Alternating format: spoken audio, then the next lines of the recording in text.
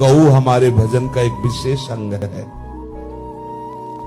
अगर गऊ का दूध मिलता रहे, गऊ के गोबर से लिपी हुई भूमि में बैठे, जहां गऊ बंधी हुई है, वहां भजन का महत्व और अधिक होता है। आप देखो शास्त्रों में वर्णन, गौशाला में आज हमारी गऊओं की दुर्दशा होती है।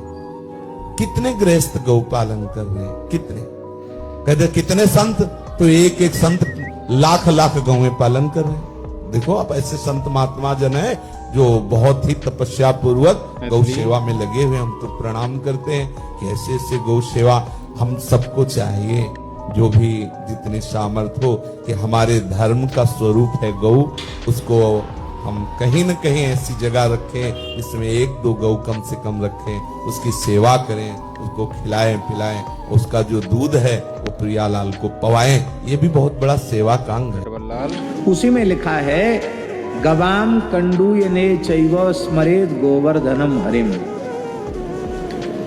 प्रत्येक व्यक्ति को नित्य गाय का स्पर्श करना चाहिए, गाय को खुजलाना चाहिए, और गायों को खुजलाते समय श्री गोवर्धनाय नमः, श्री हरे नमः, इन दो नामों का उच्चारण करना चाहिए। गोवर्धन और हरि, इन दो नामों का उच्चारण गायों को खुजलाते समय, खुजोरा करते समय करना चाहिए। और धार कढ़े तब किसका स्मरण करना चाहिए? गोदोहन के समय। तो सदा गोदोहने काले स्मरे गोपाल वल्लभम, गोपाल वल्लभ का स्मरण, और गैया की धार काटते समय, दूध दोहते समय गोपाल वल्लभ का स्मरण करना चाहिए। ये दो बातें माने विशेष रूप में गाय से संबंधित दो बातें, एक गाय को नित्य स्पर्श करना, खुजलाना, और गाय का दोहन करना, इन दोनों में भगवान के स्मरण की बात आई है। मैं अगर तड़पूं तो तड़पूं, मगर तुम ना मेरे लिए तड़पना। तुम अगर तड़पे तो फिर मशहूर हो जाऊंगा। मैं अगर देखूं तो देखूं, मगर तुम ना मुझको देखना।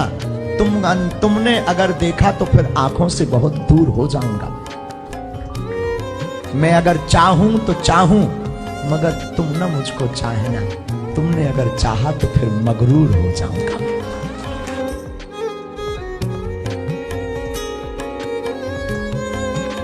मैं अगर तड़पूं तो तड़पूं, मगर तुम ना मेरे लिए तड़पना। तुम अगर तड़पे तो फिर मशहूर हो जाऊंगा।